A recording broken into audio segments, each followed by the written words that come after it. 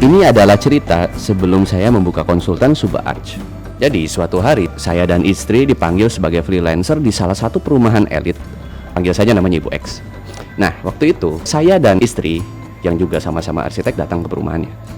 Di situ saya lihat ada lalu lalang mobil cukup mewah, dan di situ terlihat ada suatu rumah yang cukup megah juga. Ya bisa dinilai kira-kira nih rumah 3 sampai 4 eman lah ya. Dan saya masuk ke situ, singkat cerita, kliennya bercerita mengenai rumahnya, tentang bagaimana dia tidak puas dengan paksa bangunannya, denahnya juga nggak nyaman gitu kan, udaranya juga pengap katanya.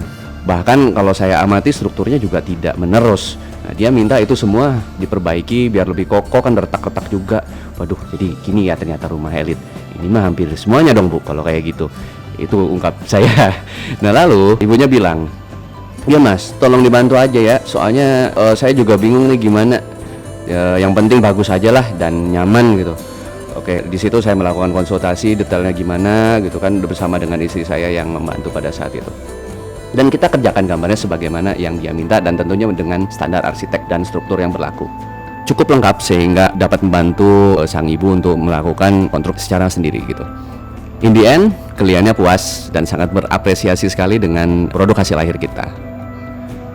And then di situ saya tanya kan bersama dengan istri, "Bu, kalau boleh tahu kenapa ya nggak dari awal desain dulu pakai arsitek, minta saran dulu gitu dari arsitek?"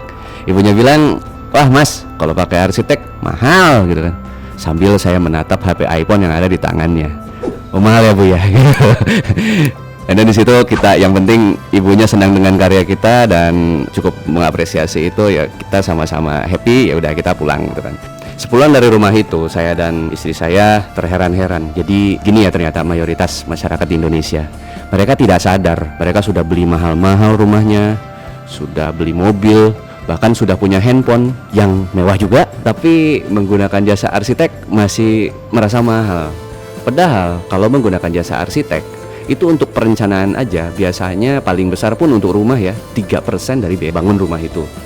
Dan kalau dengan pengawasan bisa 7% dengan perencanaan tadi.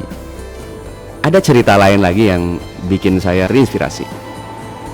Suatu hari, saudara saya sedang membangun. Beliau meminta saya untuk melakukan pengawasan. Akhirnya saya sampai di lokasi rumah yang akan saya awasi ini.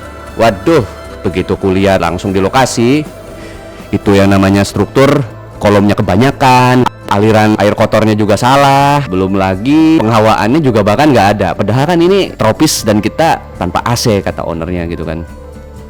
Akhirnya saya cari siapa di sini mandornya Pak gitu, ke tukang-tukang yang ada di sana. Wah, kita di sini nggak pakai mandor gitu. Terus saya tanya balik, ya udah kepala tukangnya ada nggak gitu? Oh itu kepala tukangnya situ. Di situ saya tanya deh Pak, ini kok kenapa begini yang Bapak kerjain yang ininya gitu? Kayak bisa kayak strukturnya tadi gitu kan? Kenapa kok banyak banget? Oh, kan biar kuat Mas katanya. Nanti kan katanya mau dibikin rumah tumbuh. Tapi Pak bukannya gini boros ya? Tanya saya balik gitu. Padahal kan standar struktur kan biasanya gini aja udah cukup, biar budgetnya owner nggak terlalu kemahalan, saya bilang. Dia bilang, oh ya gitu Mas gitu, kalau nggak ada gambar kita bingung mau gininya gimana gitu. Takutnya nanti ownernya komplain lagi gitu, kayak yang tadi juga saya juga dikomplain karena salah material gitu. Ya, jadi saya mah nggak mau gitu salah terus gitu. Jadi saya kasih yang terbaik aja lah biar nggak disalahin, katanya tukangnya begitu. Oh ya gitu ya Mas ya. Akhirnya saya konfirmasi lagi ke owner dan memperbaiki beberapa hal yang ada di pelaksanaan konstruksi saat itu. Terus saya jadi berpikir, ini budget keluar lagi dong ya gitu. Kalau misalkan dibenerin lagi, kenapa nggak pakai desain dulu ya?